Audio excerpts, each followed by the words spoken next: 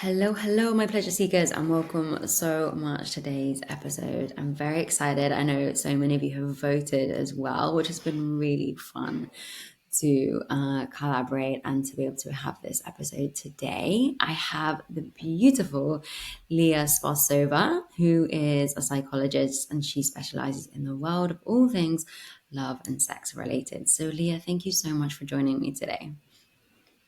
Thank you so much for having me.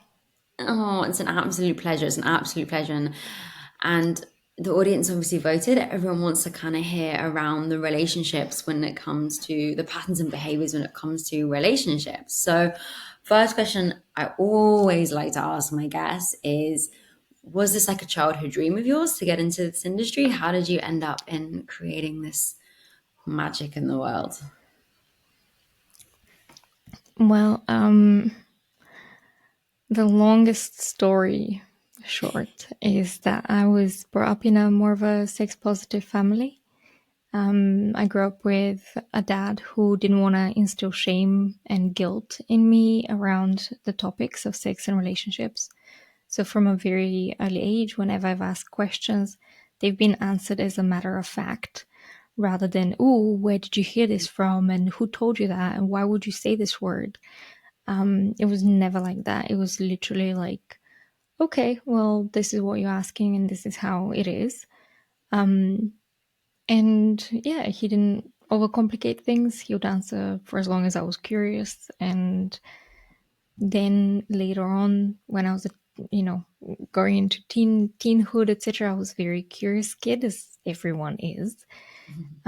So I spent plenty of time on forums and learning and reading. I bought the Kama Sutra when I was like 14 because I was like, Same. oh, Sorry, I've never had anyone say that before. Same. Amazing.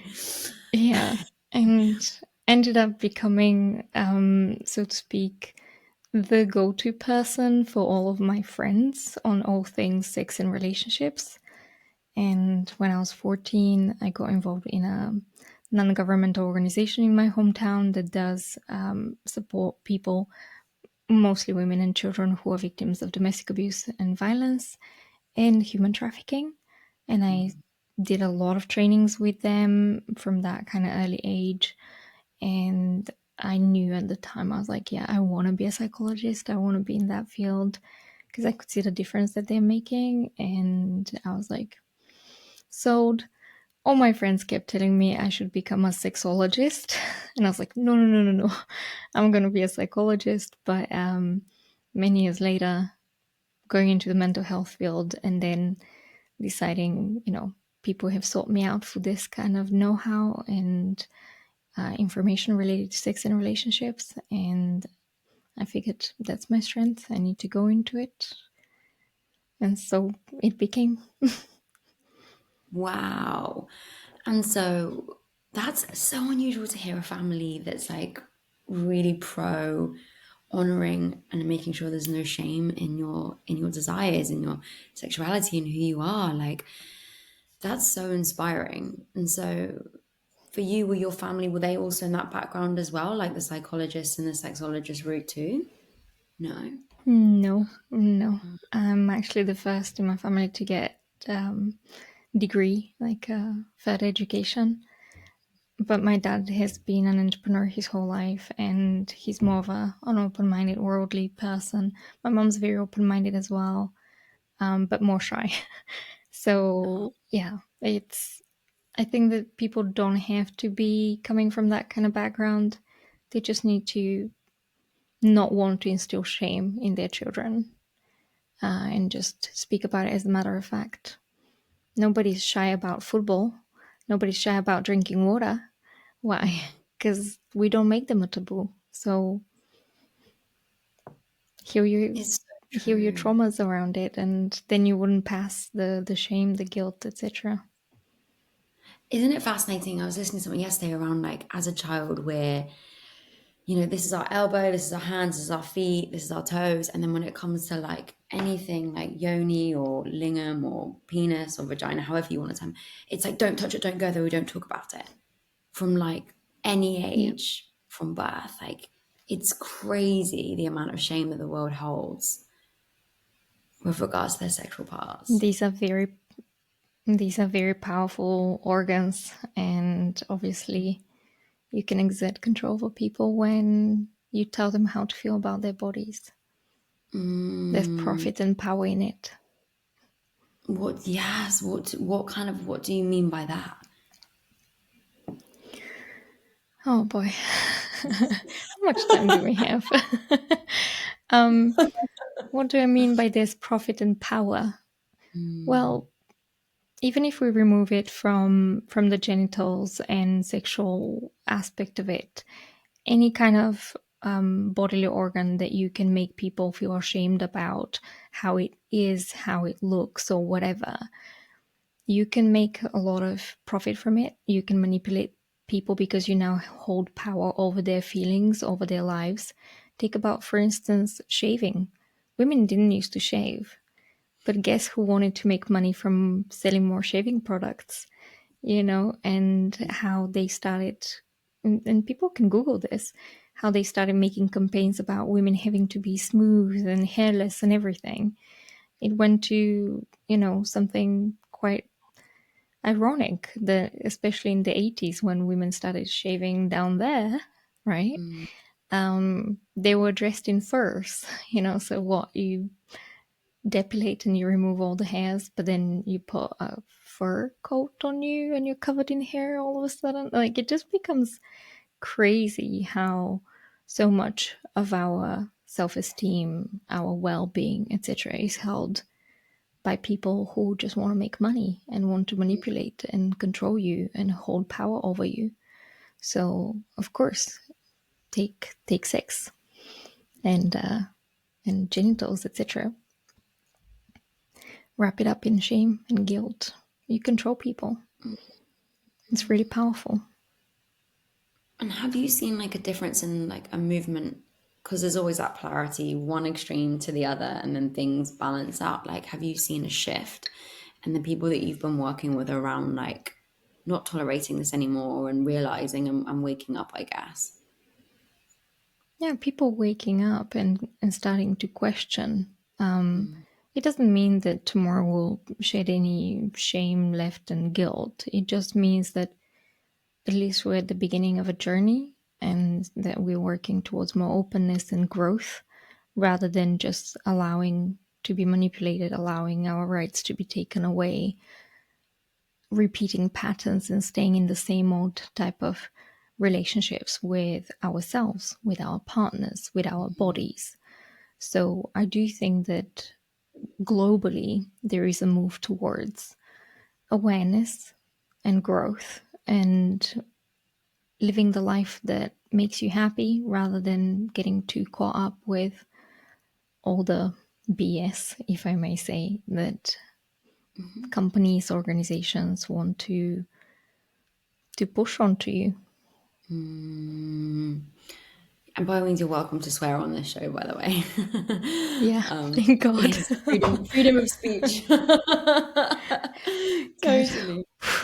I noticed when you said BS, and I like, just want to let you know you're welcome to fully be yourself on that note. Um, there's no shame here.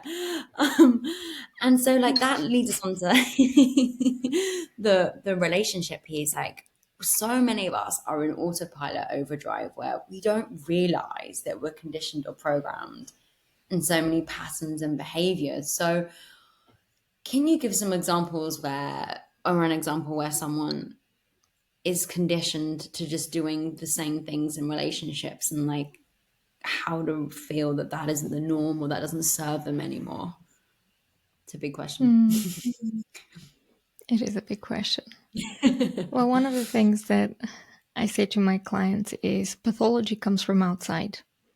Anything that you grow up with and that you experience early on can be your norm, can be normal for you. Maybe you got neglected and it's normal that you'd be hungry and go without any kind of support or anything. That's your normal. You think the rest of the world is the same.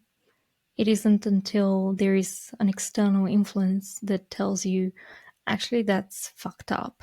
What you've been through is not okay. That even if you had some kind of like concerns and doubts, etc., this gets reaffirmed and the pathology begins. Because before that, all you know is neglect or abuse, and that's your pattern. And and a lot of people wouldn't agree with this, that I'm saying that pathology comes from outside. People do feel violated, people do feel neglected, but just because it feels shit doesn't mean that it isn't their normal. I mean, the pandemic felt shit, but it was our normal, right? We just settled with it. We struggled through it, and it was our normal. And then we struggled with the social life. We struggled going back to work. It doesn't Hmm. mean that it didn't affect us. It doesn't mean that it wasn't horrible, but it did become our normal. So when it comes to the dynamics that we are brought up with, we just learn to kind of mimic them and to get used to what was given to us. So if you were abused as a child, you've learned that dynamic. The attention you get is rather horrible, but it's still attention. This is the way you understand love. This is the way you understand people communicating with you. If someone was nice to you, you would be like, what? That's it, right? So then, how, if you're used to obviously something that isn't serving you, how do you get out of that pattern? Because that will feel safe typically for someone, right? That will feel Mm-hmm. normal because that's what they're conditioned. And then if they meet someone, for example, that is lovely and beautiful and passionate and is coming from a kind place, that feels unsafe. Mm-hmm. Yeah. Well, the first is the recognizing it and wanting it to be different.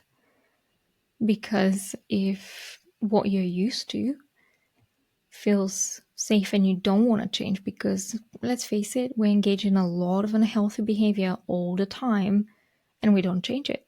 We know smoking is bad, we don't change it. We know that eating hot dogs every day is not great. People still do it. We engage in these kind of patterns because something moves us that way, because it feels safer, it feels comforting, whatever it is. So we just stick with it. And when I finished uni, I went back to this organization that I owed my start to, and I did work with them. And one of the cases that really stayed with me was of a woman who was sold into human trafficking by her own mother. And she has endured a lot of abuse her whole life.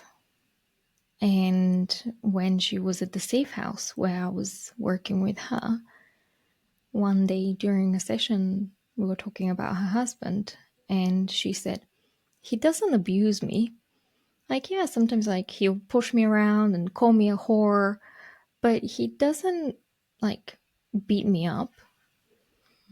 And I was like, yeah, to you, that's nothing in comparison to what you've been through. Of course, being called a whore and being pushed against the wall is nothing. But to me, what? That this wouldn't fly. So we are used to what we're used to. We will stay in patterns for as long as we trust that they work for us and we don't work on them. So the first But thing is recognizing that there is another option and wanting that option, even if it feels scary. I guess, like you shared, like getting to that point where you realize that something's off, that's a huge step because you're breaking a pattern. Mm-hmm. And for anyone that says that they're in that situation now where they think, this doesn't feel right, I'm dating the same person just in a different skin, how would you suggest they go about then, once they've acknowledged it, then, taking the next step? Obviously, Mm-hmm. walking away from the relationship or the dynamics, but what can they do to break it? Because subconsciously, they're inevitably probably still going to attract that person again in a different form unless they actually now do some digging and some rewiring or whatever term you suggest. Mm-hmm. Oh, I get asked this all the time. Should we sit Oh, with sorry. ourselves after? No, no, no, it's fine. But people ask me, should I just be with myself for a while before I jump into the next relationship? Should I examine my past relationships? Is there a point in going into the past at all, or just move on? And I'm like, of course there is a point in going into the past to examine what happened and grow from it, because most people just think, oh, just move on. Next job would be different. Next boyfriend will be different. And it isn't, because wherever you go, there you are. Mm, You will find the patterns that you're familiar with and you would respond to them. And I keep giving this example to people to explain complementary dynamics. We engage in complementary dynamics all the time. Every single time that you interact with someone, you're 50% of this interaction. It doesn't matter what kind of interaction it is. So if you and I met on the street and you said, "Hey, Leah," and I said, "chicken sandwich," you'd be like, "What?" So what are mm. your options? I just absolutely threw out the window any kind of code of conduct of what it is like when you meet someone. You greet me and I talk about chicken sandwich. You may think she's nuts and move on, so you break the connection. You don't engage with me anymore. This is exactly what would happen if someone who has been abused or not loved the way that they deserve would do when someone who they meet does not respond to the dynamic that they used to. They'll just be like, "Oh, weird. He opened the door for me, or she made me a cup of coffee in the morning. Freaking weirdo." And they'll run for the hills because that just feels so unfamiliar.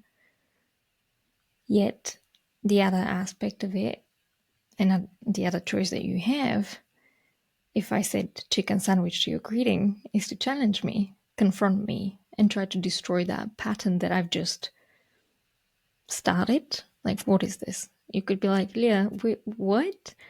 What's going on? Are you okay?" And try through conflict to resolve what's happening between the two of us. Why am I responding in such a weird way? So we engage in all sorts of dynamics all the time. And if we're not complementing each other, we either break the connection or we confront in order to destroy what doesn't work and repair into something that works, that we're familiar with. Does that make Even when sense? you, yeah, absolutely. And thank you so much for explaining it with such a simple chicken sandwich analogy. But using, which I can imagine you use all the time. But with I do. regards to like breaking the pattern and like addressing it and the conflict of it, that is so terrifying for a nervous system, for Mm-hmm. a dysregulated nervous system, right? For someone that may think they are regulated, but they're living on cortisol or stress. And yeah, Mm-hmm. how would you go about speaking to a client around like having a calm nervous system first and realizing that there is that addictive pattern? Because a lot of people can potentially be in denial. You know, they might hear you say this and be like, "Oh, I'm fine. I'm in my 7 year marriage. Everything's great." And actually, Ben was just the same as Harry, or, you know, just a different person 5 years before, 6 years before. Mm-hmm. Usually that doesn't happen with my clients, because Oh, they're pretty much like self-aware to the point of like, yeah, this does not work. I'm gonna be mm, just like a rat in a maze doing the same thing again and again. So that doesn't really happen much in my practice. And the thing is, people don't get to sessions, be it coaching, therapy, education, with that kind of locked mindset of like, no, it's fine. They know that something's wrong. And oftentimes, this piece of education that I've just given you is exactly what lights the light bulb. And they're like, "Oh mm, shit, I can see it now. I yeah. see it." So there isn't a resistance to it anymore. It's just Mm, understanding. So when it comes to breaking these patterns once you are in the know, in the understanding. As I say, there's 3 levels that I work with, other people work with many more levels. So there is the cognitive level at first, like the know about, the understanding piece. Then there's the behavioral side, which is what do you actually do with this information? And then there's the emotional. And if the emotional is really hardwired and you're not addressing it, you can educate people as much as you want about the dangers of smoking and lung cancer, Mm. whatever. It's not going to change. If you're working with them behaviorally, you can give them all the stickers for their skin and all the chewing gum possible, etc. It's not going to work if they're an emotional smoker. If they smoke not because they need the nicotine, for instance, but because they get something out of it that's emotional and that's deep. For instance, they go out from a stressful job, and that's the 5 minutes that they can forget about their boss, take a breather, and relax. This is something that they do because it helps them. Or go out in the pub and socialize with complete strangers so that they overcome that anxiety or it feels safer. So that's the difference between an emotional smoker who does it because they get something much deeper and someone who is a behavioral kind of like base smoking person, someone who just is a habit, they get up, coffee, smoke, doesn't matter. And that's the same thing that I keep saying to people. You need to be through the educational piece, examine how your behavior is just keep supporting the status quo, and then dig deep to figure out the emotional side of it, because without the emotional you're not going to change anything, not long term. You're just going to be supported with some behavioral strategies but not address it. And what you were asking me earlier about conflict and how people are afraid of it, I give them a different perspective about conflict. People are afraid of conflict. And I I teach my clients that actually conflict is very powerful in a good way, because it wants to destroy what doesn't work. That's the purpose of anger. That's the purpose of conflict. It wants to destroy what doesn't work so that you can start rebuilding and establish a better and new foundation. That's so So that good. you That's so start, good. Yes. yeah, so that you start from a new baseline. And now there isn't resentment, now there isn't anger anymore, because you've worked together to destroy something that doesn't work and you're rebuilding. And when you say you work together, so I'm assuming that's in a couple relationship and dynamic, or is that working the pattern with just yourself? So there's kind of technically two of you involved. You have a relationship with everybody and yourself. Yeah. So yeah, I was more thinking on the line of couples if we were talking about couples. But when you're on your own, you have a relationship with yourself. You have certain beliefs about who you are, how you need to behave, what is expected of you. And if you don't have any conflict with this internally, then it's not going to be challenged, it's not going to be destroyed, it's not going to be rebuilt anew to serve you better.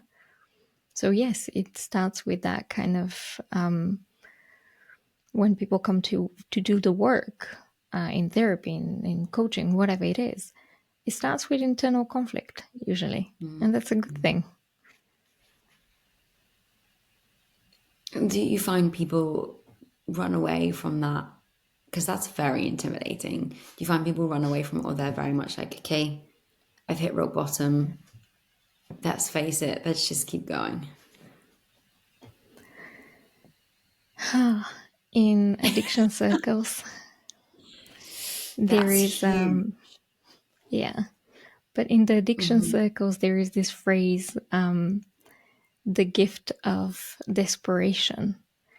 And the way I understand it and I use it is the gift of hitting rock bottom and sitting there, stewing there to the point that you're fed up and you're like, okay, I've been here too long. Fuck this shit. I'm going to use that rock bottom to push myself up and figure it out Absolutely. because the only way is up from here. Hmm. And yeah, sometimes people get scared. And the worst thing that we do with our friends, with our partners, is keep them afloat and not letting them hit rock bottom. Sometimes we do Ooh, need to give people the opportunity to hit rock bottom. what do you mean by that? Can you kind of delve deeper into that? Like, so a friend doesn't allow you to hit rock bottom. Yeah. So let's say that you have a friend who is continuously engaging with the wrong type of person, the wrong type of relationship, or something like this. Mm. You trying to keep them afloat in their spirits, trying to keep calling them, trying to continuously tell them that they're in a toxic relationship, that this guy or this woman is shit, that they deserve better, etc. Mm. You making all the excuses for them as to why they continuously do not call you, do not engage with you, be, obviously because they are maybe being isolated from you, etc. But you trying to keep them afloat, that's not necessarily the best thing that you're doing for them. Sometimes you need to pull away and say, look, this is what I'm seeing. I know that you may not like it. I know that you may see it as whatever. You may think I'm jealous. You may think that I'm unreasonable or whatever. But I'm seeing something that is not healthy and you're not listening to reason. You've changed or whatever it is. So I'm going to back off, but I'm here for you when you're ready. I'm here for you when this ends. When people, especially those, and I've had this kind of experience with a friend of mine many, many years ago, when people are in love and just decided that this is the perfect person for them, whatever, there's no way you can convince them otherwise. And actually, No. you are more likely to risk the relationship between you Mhm. two than to actually help get them out of something that's not healthy. So many years ago, I had a friend who fell madly in love, and obviously we were very young, and he Mm. thought, this is the person, and that person was abusive, manipulative. This person pulled my friend away from friends, from family, and I've done the trainings at this organization. I knew about abuse, manipulation, controlling behaviors. I could just read it from a fucking, I don't know, from the moon. I could see it Yeah. from afar. And I told my friend, like, this is not healthy. You're losing touch with your long term friends. You're unbelievably difficult to connect with, etc. You've changed. And it got to a point where I was like, you know what? You need to lose everybody to be able to realize that maybe gaining that one person is not quite what you think it is. So I put Yeah. away and I said, I love you. I'm here to support you. But right now, you do not have the space for me. And that's okay. But please know that I haven't abandoned you. That when you're ready, you can call me and I'll be there for you. Huge. Because what happens often is that people try to convince their friends that this is a bad idea. And then they lose that friend completely because they get into fights or whatever it is. Yeah. And that friend is truly isolated in the end. And they don't feel like they can come back to you. And this was the last thing that I wanted for my friend. I was like, I'll let you hit rock bottom. When you're ready to shout, scream, and get out, call my name and I'll be there.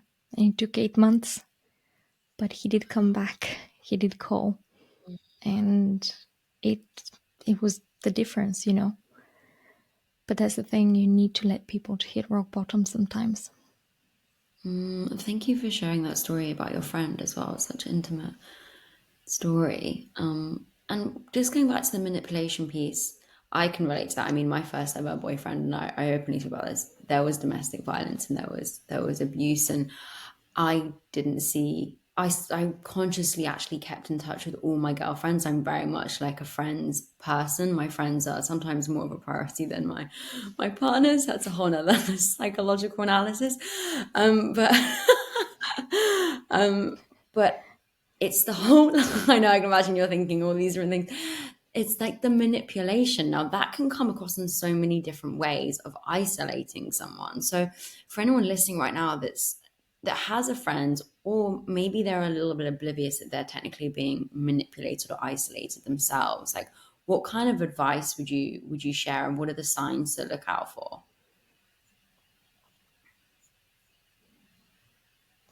Oh boy.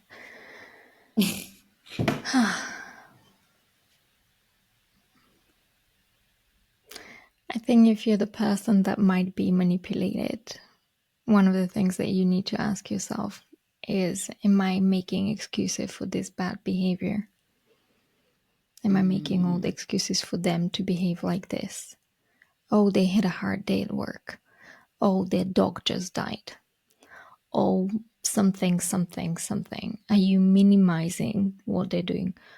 Like this client that I mentioned earlier. Oh, he didn't beat me up. He just pushes me around and calls me a whore.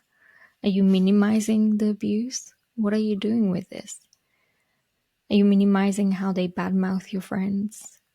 Are you minimizing how they tell you what to wear and where you're allowed to go and when? Are you mm, neglecting how you feel afterwards and how maybe they make you feel like you're in the wrong all the time and you just spend your whole time in apologizing, in repairing, and fixing what supposedly you created. And actually, it wasn't you, it was completely them, their insecurities, their own worldview, and so forth. So, are you making excuses? Are you minimizing? Are you allowing this? Because you are mm. 50% of this dynamic. It would Yes. continue for as long as you take it.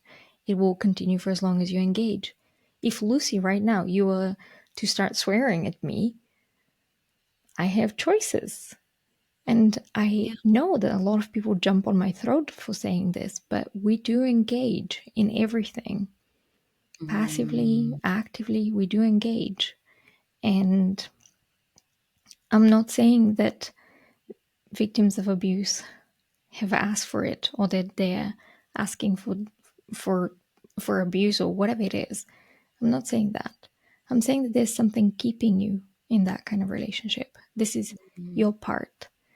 Some kind of wounding, some kind of sense of I'm not going to get anything better. He says that he loves me, or she says that she loves me. Let's not be so typically gendered. But there is something in you that keeps you there. mm, And if it wasn't for this person, it would be someone else and it would be the same dynamic. But when I say that you're 50% of the dynamic, I also highlight that you're 100% in it for yourself, whatever it mm, is. Maybe you're a people pleaser. Maybe you've convinced yourself that you're doing this because you love XYZ person. Mm-mm. You're not doing it for them. You mm, seriously are not doing it for them. You're doing it because a part of you desperately needs the validation. A part of you desperately needs to be told, you're my person, you're my rock, you're amazing. How did you manage to fix this or do that? You're, you're so doing it for yourself. Whatever you do, you're doing it for yourself. You're serving a part of you that needs it, whatever you're receiving. Kindness, abuse, shouting, showered with compliments. You're in there because this is exactly what you need in that moment. And there is a part of you that's participating and fully mm. engaged. And sometimes, I mean, as an independent, financially sort of driven and successful woman, you do hear that there are, women can rely on money a lot. And I don't want to stereotype, hang on, it can also be men, hang on, yeah, in a partnership dynamic. What advice would you give when there is like survival needs involved? Because that's a different kind of, I guess, need being fed or being rescued, I suppose, as well. Mhm. Well, first, I would just hope that wherever you are, dear listener, and whatever you're experiencing, that there is help in your country. There are organizations that help victims of abuse, male and female. There are safe houses. There are programs for refugees of all sorts, not just of war zones, but also of abuse and all sorts of things. You just need to research and reach out for help. I know that it can be very difficult, and one of the most important things that I I couldn't even accept at first was that victims will go back to the abuser multiple times Yeah, I think and it's would seven have a very recently, hard isn't it? time. Hmm? I think it's on average 7 times I Sorry? read recently that I think as Yeah, an average it's seven 7 or 8 times that, times. yeah, that someone goes back, which is a lot. I'm not judging, but that is a lot of battling with themselves, right? Of, is this right? Is this wrong? What am I doing? Yeah. And there's a lot of debilitation involved in this kind of abuse. And it's the same with why, prisoners would go back to prison because they have been Mm, debilitated. They cannot make decisions on their own. They haven't decided when they go to bed for the past 10 years. They haven't decided what they're going to eat because they've been fed whatever. They cannot decide what they're wearing because they've been wearing the same jumpsuit for like the past 10 years, right?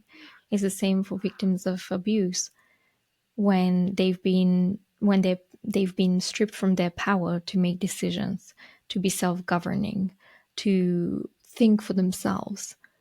Of course they'll feel lost. Of course they'll go back. Of course they would rely on that person because that person has done a great job in convincing them that there's no way that this person would survive on their own without the abuser. Of course, this is work that has been diligently done by the abuser, and people that are struggling, that are trapped financially, that are trapped logistically, even would struggle a lot with all of that, with the emotional abuse, with the financial abuse, with the social isolation and abuse. But the first thing is to reach out, do research, call helplines, etc., and find organizations that offer support, that offer all kinds of structures for them, including therapy, including financial support. The organization that I worked at, they did have a safe house. They had a team of lawyers, a team of support workers, social workers, psychologists, psychiatrists. They worked with the police. They worked with social services. They were very well connected, and they basically would break into flats and houses to evacuate a victim and take them to safety. They used to do a lot of that kind of work, and I just want to say to people that may be listening and not be familiar that yeah, there are such organizations. They will come in and break the door down if necessary to take you out and bring you to safety. You need to know that this type of thing exists. And it may be difficult to find them sometimes. It may be difficult to reach out. But especially if you live in the West, there is help. You just need to find it. and I guess also, I know we tend to focus on the victim, or the one that's going through the situation, but how about someone listening right now that is actually causing that conflict on someone, that is causing that pain to someone? How would you suggest they get out of that pattern? Because they too, it's learnt, right? It's innate. Like it's pretty grim, but you hear that someone that commits a horrific crime like rape, for example, often is because that's what they've learnt themselves. Mm. So, Yeah. what advice would you share, or do you also work with people that are giving that giving that abuse in a relationship, and how do you kind of work with them? I don't. And actually my clients are predominantly people in happy relationships that want to Mm. fix things that are not working, but Yeah. love each other very much and want to be together. So we've gone Mm. into the grim side of the discussion, as to like the more challenging, the abuse and all of these dynamics that happen. But when it comes to the abuser side, and there are professionals that work with the abuser, the perpetrator, and the thing that I would highlight is a great quote that said, "If you don't heal from what hurt you, you will bleed on people who didn't cut you." In the sense that Ooh.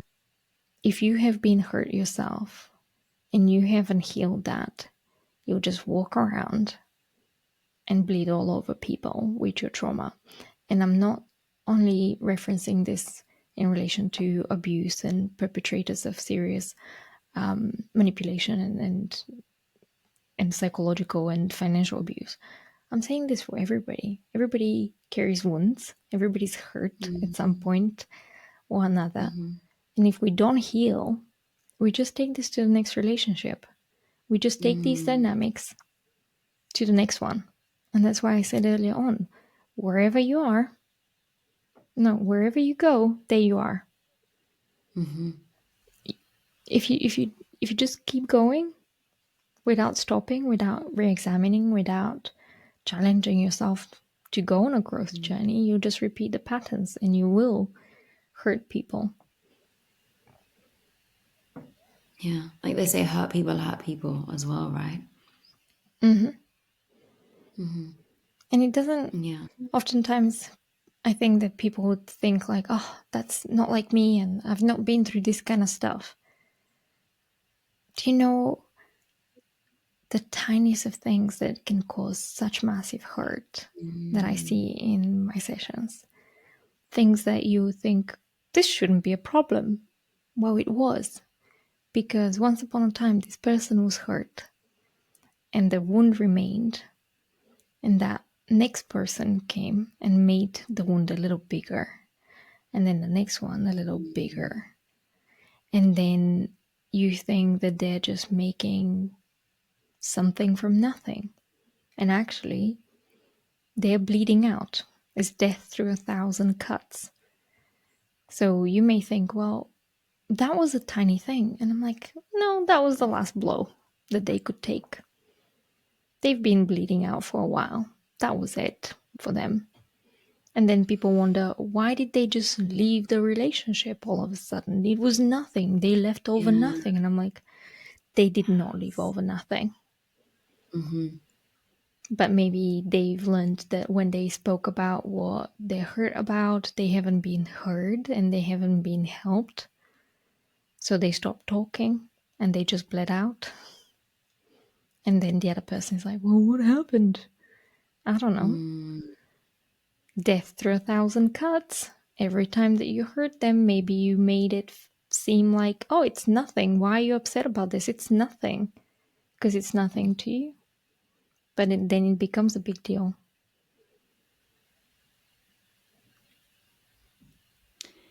It's huge, but it's also an amazing wake up call to realize that and to really shift things. So you just hope that everyone does realize that, and break out of those patterns. Oh, thank you so much for joining me today. I really, really, really appreciate it. It's been an incredible conversation. So thank you.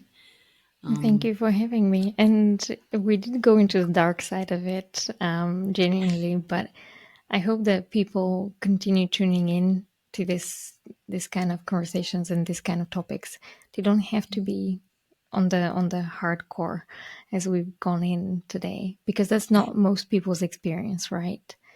But that's what I wanted to highlight, that we carry those wounds. If we don't examine them, we keep on these behavioral patterns, these kind of dynamics that we have, and then we wonder what went wrong. Why am I dating the same person? Why am I finding Mm. myself around the same type of people and jobs?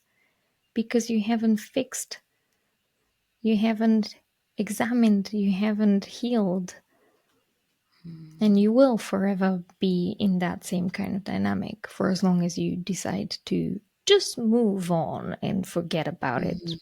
No, you know, it's not going to work like that. Not to your That advantage. just that just move on and forget about it phrase in itself just feels horrible. Mm-hmm. Like it's just so bypassing, and there's just no compassion. Yeah, it just even that sentence in itself says it all. Yeah, absolutely.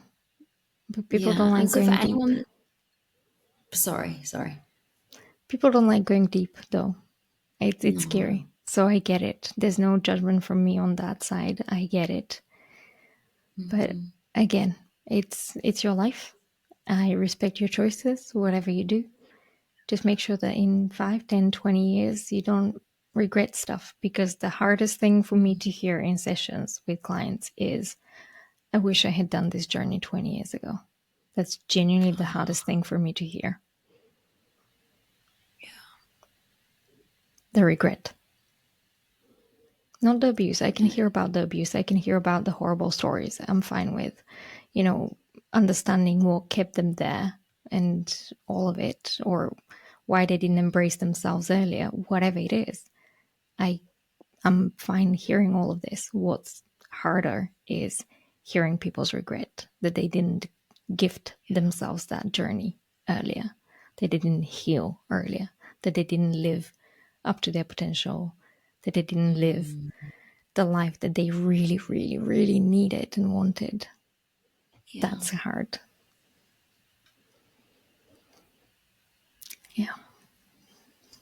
Oh, thank you. Thank you so much. Um, for anyone that wants to find you, follow you, reach out to you, for anyone obviously that's been affected or feels they would like to speak, please reach out to myself or Leah. But yes, Leah, where can we find you and work with you further? Well, if people Google my name, they'll find me immediately. But what I would highlight is I'm oftentimes fully booked. I'm currently fully booked for the foreseeable 2-3 months.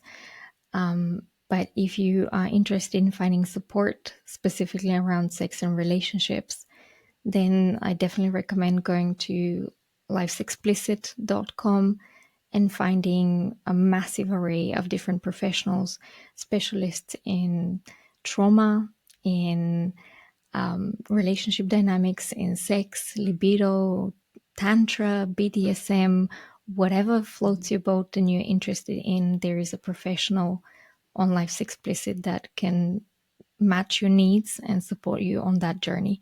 And I keep saying I'm not the best professional for everything. I turn people down when, they approach me for something that I'm not an expert on. I refer them away to colleagues of mine. So if I'm fully booked, or if it's not my expertise, I will be referring you to Life's Explicit. You can find me on that platform as well. You can search my name there, but also look for the best professional for you. That's the Amazing. place. Okay, thank you so much. I'll put everything in the show notes as well, so people can access you and see all the wonderful things that you're doing. And it's amazing to hear you're fully booked for the next 2 to 3 months. I always love hearing that from guests. I know. I mean, it's just, yeah, there's a lot of people in need, and I want everybody to Mm, find the right professional. So currently, I'm not even doing discovery calls. I just tell people go and find a professional on that platform, because I know it takes courage to reach out. I know it takes a lot of work to work up the courage to call and get someone. So I'll just say, don't give up on yourself. Find the right professional. If it's not me, it will be someone else that would really match your needs and be of the best help possible. So just go and find the right one for you. And Lucy will give you the links in the description Yeah, of the podcast. definitely. And I also want to share, like, I know it can be such a stressful time when you're looking for someone, because people often wait at disaster or worst case rock bottom. And for anyone out there that hasn't found the right person, keep going and keep searching as well. Like, don't settle for the first person if it doesn't feel right to work with. Like, it's important, because I think, yeah, we tend Absolutely. to only look for help when we've hit our lowest. And also, I think it's important to highlight, you don't need to have hit your lowest as well to reach out for help too. That's sometimes an absolute amazing situation to be in, and can save you from being in a very distressed place. So yeah, once again, Leah, thank you so much for joining today. It's been a wonderful conversation, and really appreciated your time. Thank you, Lucy, for having me. I You're appreciate it. welcome. You're